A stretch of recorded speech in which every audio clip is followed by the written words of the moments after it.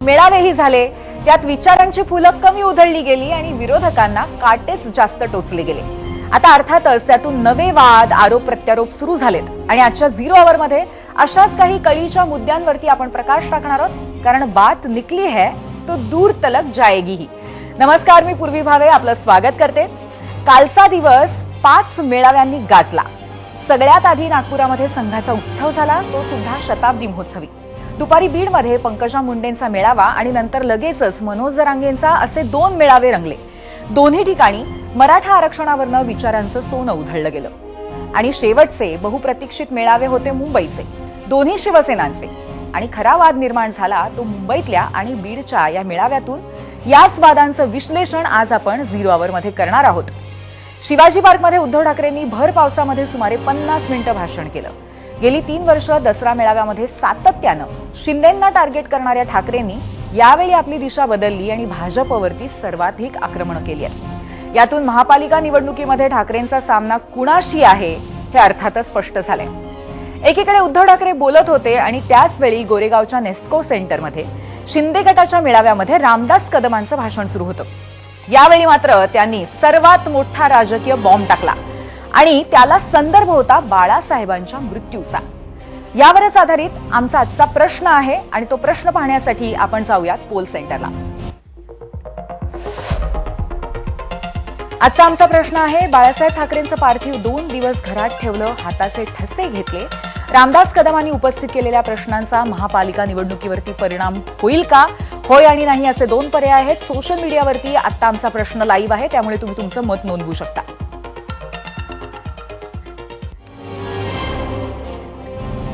17 November 2012 दुपारी 3:30ची वेळ। शिवसेना प्रमुख बाळासाहेब ठाकरे यांच्या निधनाची बातमी आली आणि सगळा महाराष्ट्र हळहळला। खरं तर एक तप लोटलं या घटनेला, मात्र त्यामागच्या आणि त्यावेळच्या कहाण्या काही अजूनही संपत नाहीयेत। एकेकाळचे बाळासाहेबांचे विश्वासू नेते रामदास कदम, जे आज शिंदेंच्या सेनेबरोबर आहे, त्यांनी कालच्या दसरा मेळाव्यामध्ये एका नव्या विषारी वादाला तोंड फोडलंय। बाळासाहेबांचा मृत्यू झाल्यानंतर त्यांचं पार्थिव 2 दिवस घरात ठेवलं होतं, त्यांच्या हाताचे ठसेही घेतले गेले असा सनसनाटी आरोप कदमांनी केलाय। बाळासाहेबांवरती उपचार करणाऱ्या डॉक्टरांनीच आपल्याला ही माहिती दिली असं त्यांचं म्हणणं आहे। दसरा मेळाव्यामध्ये कदम नेमकं काय म्हणाले ते आधी पाहूयात। शिवसेना प्रमुखांचं निधन कधी झालं? शिवसेना प्रमुखांचं निधन कधी झालं आणि त्यांची बॉडी किती दिवस मातोश्रीमध्ये ठेवली होती कळा माहिती। जबाबदारीने बोलतोय, शिवसेना प्रमुखांच्या वरती उपचार करणारे डॉक्टर आहेत, आज त्या डॉक्टरांना विचारून घ्या, 2 दिवस शिवसेना प्रमुखांची बॉडी का ठेवली होती उद्धवजींनी? तुम्ही आम्ही खाली बसलो होतो 8 दिवस, आम्ही मातोश्रीच्या बाकड्यावर मी झोपलोय 8 दिवस। कोणतरी सांगितलं बाळासाहेबांच्या हाताचे ठसे घेतले होते, ठसे। मग ठसे कशासाठी घेतले होते? काय नेमकं होतं? अरे तुम्ही आम्हाला काय चुकवता? शिवसेना आम्ही मोठी केली, शिवसेना मोठी आम्ही केली, जेल आम्ही भोगलेत। बाळासाहेबांच्या राजकीय आणि वैयक्तिक वारसा हक्कावरनं रामदास कदमांनी केलेल्या या वादग्रस्त वक्तव्यामुळे महाराष्ट्राच्या राजकारणामध्ये आता नवं वादळ घोंघावतोय। या वादग्रस्त दाव्यावरती ठाकरेंच्या शिवसेनेचे खासदार संजय राऊतांनी जोरदार पलटवार केलाय। अशी विधानं म्हणजे बाळासाहेबांचा अपमान आहे अशी टीका त्यांनी केली आहे, पाहूयात। बाळासाहेबांच्या पूर्ण आजारपणामध्ये आम्ही तिथे होतो, शेवटपर्यंत होतो, आम्हाला माहिती आहे। आता ह्यांच्या तोंडामध्ये कुणी जर शेण कोंबला असेल भीतीपोटी आणि ते आता उगाळत असेल, ते तुम्ही काय करणार? तुम्हाला आम्हाला मोठं केलं ज्या बाळासाहेब ठाकरेंनी, त्यांच्याशी बेमाने अशा प्रकारचं वक्तव्य करणं। आणि केवळ संजय राऊतच नव्हे तर एकेकाळचे कदमांचे सहकारी असलेल्या अंबादास दानवे यांनी सुद्धा कदमांवरती सडकून टीका केली। तसंच जे त्यावेळी बाळासाहेब आणि उद्धव ठाकरे किंवा शिवसेनेच्या जवळपासही नव्हते अशा सुषमा अंधारे, भास्कर जाधव यांनाही संताप अनावर झाला होता, पाहूयात। रामदास कदम ह्याला मी छमछमदास बामदास कदम म्हणतो। रामदास कदमच्या डोक्यावर परिणाम झालेला आहे, कारण इतके वर्ष बाया नाचवून सावली बारमध्ये ज्याला म्हणतात ती करून ज्यांनी पैसे कमवले, त्याचा बार बंद झाल्यामुळं त्याच्या डोक्यावर परिणाम झालेला आहे। त्याऐवजी एका बाजूला आम्ही शिवसेना प्रमुखांचे भक्त म्हणून सांगायचं, आम्ही शिवसेना प्रमुखांचे शिवसैनिक म्हणायचं आणि त्या शिवसेना प्रमुखांच्यावर अस्लाद्य टीका करायच्या, अशा पद्धतीचे हे रामदास कदमांसारखे बामदास कदम छमछम बारवाले महिलांनी कमवायचे पैसे आणि ह्यांनी उडवायचे, ज्याला म्हणतात, त्या करणाऱ्या माणसांकडून अशा प्रकारचेच उद्गार आपल्याला अपेक्षित असतात. अशा मेळाव्यांमधून भुंकल्याशिवाय रामदास कदमांसारख्या श्वानांना कोणी किंमत देत नाही. रामदास कदमांना काही काम नाही का? आणि याच शिवसेनेची सत्तेची फळं चाखली, 5-5 वर्ष मंत्रिपद भोगले, त्या ह्या सगळ्या गोष्टी का आठवल्या नाही? मला वाटतं आता ह्या गोष्टी आठवणं म्हणजे नमक हरामी असं मला स्पष्ट मत आहे. रामदासभाई होते का तिथे?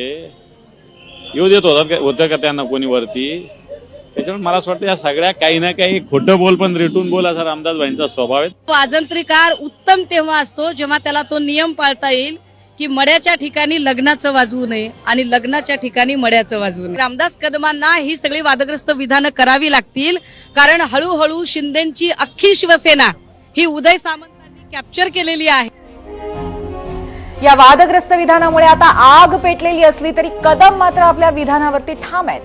आज दुपारी 3च्या सुमारास त्यांनी पत्रकार परिषद घेतली. आपण भाषणाच्या ओघात बोललो, मात्र खरंच बोललो असं रामदासभाईंनी सांगितलंय. बाळासाहेबांच्या हाताचे ठसे घेतल्याचं स्वतः उद्धव ठाकरेंनी सांगितलं असा दावाही कदमांनी केलाच. शिवाय स्वतःची आणि उद्धव ठाकरेंची नार्को चाचणी करावी असं आव्हानही दिलं. आणि एवढंच नाही तर त्यांनी शरद पवारांना सुद्धा वादात ओढलंय. मृतदेह घरात ठेवण्यावरती पवारांनीही त्यावेळी आक्षेप घेतला होता असा कदमांचा मोठा दावा आहे. सर्वांना हेही आठवत असेलच की बाळासाहेबांचं मृत्यूपत्रही वादाच्या भोवऱ्यात अडकलेलं होतं. याच बाळासाहेबांच्या मृत्यूपत्राबाबत लवकरच मोठा गौप्यस्फोट करणार असा इशाराही रामदास कदमांनी दिलाय. उद्धवजी दिसतात तसं नाहीयेत. उद्धवजी कपटी आहेत.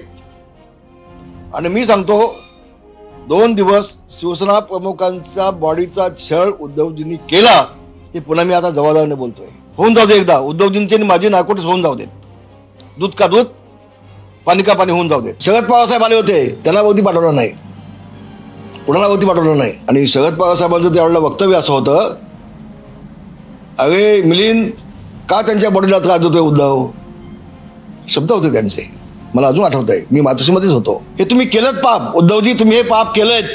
बाळासाहेबांचं मृत्यूपत्र कुणी बनवलं, कसं बनवलं, काय बनवलं, कुठे आलं, कुणी सही केली, याच्यावरती मी बोलणार आहे.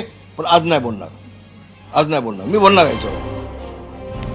आणि रामदास कदमांचा पक्ष सुद्धा या आरोपांमध्ये त्यांच्या पाठीशीच आहे असं दिसतंय.